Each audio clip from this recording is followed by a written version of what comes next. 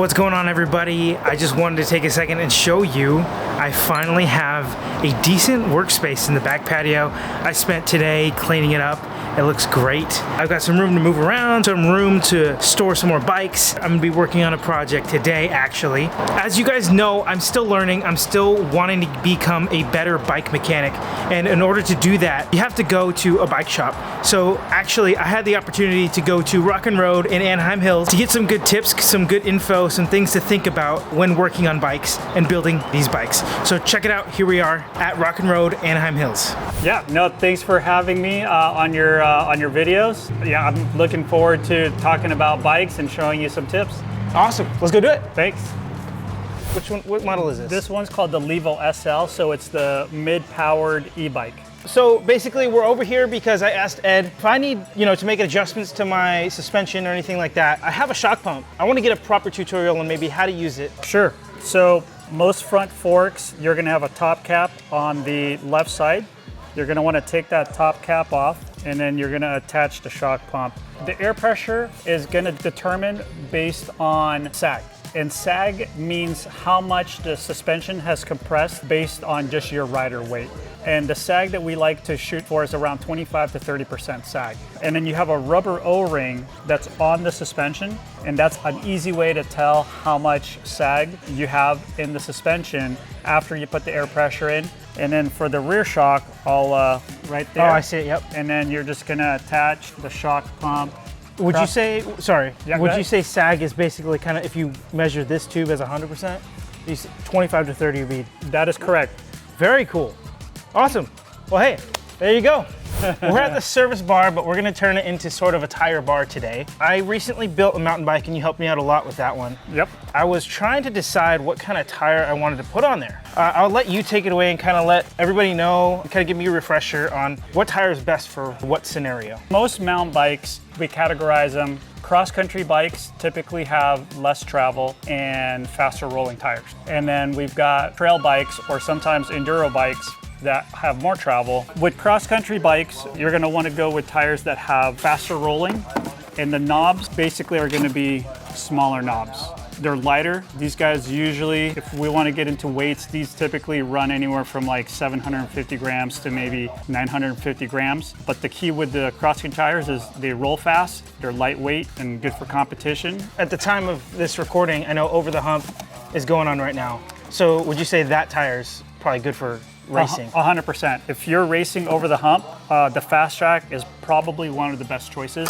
Now, if you've got a trail bike, it's gonna have more travel, all the way up to 170 mil travel. You're gonna wanna go with a tire that's gonna have a lot more bite, and that usually means it's gonna be a bigger knob tire. So you could see the lugs, they're much bigger. Typically too, the rubber is softer, the rubber durometer is softer, and that's gonna provide a lot more grip. Yeah, and I got these on my stump jumper that I got from you with the gum wall. Yep. I personally really like the gum wall look. Yeah, no, the gum wall looks nice. Specialized just came out with brand new tires. This is actually one of them. It's a radial design. And the radial design basically allows for 30% more footprint of the lugs on the dirt with the same pressure that you've been running if it wasn't a radial tire. Very similar technology to vehicles. Now let's talk road. I'm actually potentially going to be building a road bike soon. Road tires. You have two here. Just go ahead and give me the rundown on these two. Yeah, so typical road tire, you're gonna have no tread, no chevrons, basically a slick tire. Low friction, low rolling resistance, and lightweight. This one is a gravel tire, which is also really popular right now. Do they throw these on their road bikes too? No. Typically it'll be a gravel bike. Mm-hmm. Although we are seeing some people ride road bikes on gravel events. So this one's called the Pathfinder. The center line is nice and smooth. Basically it's a slick, but on the sides, you're gonna get some knobs, you're gonna get some chevron. This one specifically is 700 by 45. We're seeing riders wanting more and more volume, which means we're seeing people put 700 by 50, maybe even up to 700 by 60, depending on if their frame allows. The volume as in like thickness or more width? Volume as in like kind of the shape of the tire, the light bulb shape of the tire. Got it. If you can have a larger volume tire, that extra space is going to provide more comfort. You can run low air pressure, and then they'll still have good traction. And we're seeing it could be more aerodynamic depending on the shape of your tire and the shape of your rims. Yeah. Well, that's cool. So big shout out to Ed and the rest of the crew. We filmed some more content that day. Thanks, Ed, for letting me show up and ask you all the questions because I have more. Who knows? Maybe I'll go to another bike shop nearby. I'm still getting to know everyone locally. Also, coming up, if you haven't seen it already, I'm launching what's called Bicycle Rescue.